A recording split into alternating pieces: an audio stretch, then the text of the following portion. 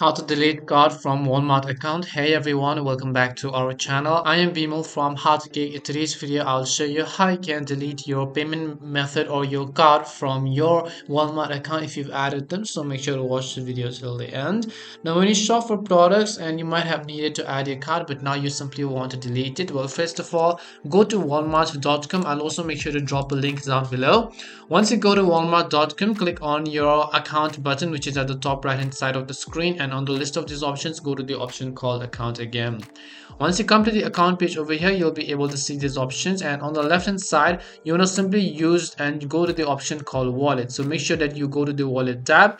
Once you go to the wallet tab, now in my case, I've not added a payment method, but if you've added a payment method such as a credit or debit card in itself, you'll see those options over here. And when you click on it and maybe you go to the edit button anywhere else, you'll be able to find the delete button. So once you tap on delete, it'll ask you for a confirmation, and after that you'll be able to delete it. But I showed you where the option is. Now you can basically delete it yourself, and that's all it takes to delete your card from your Walmart account.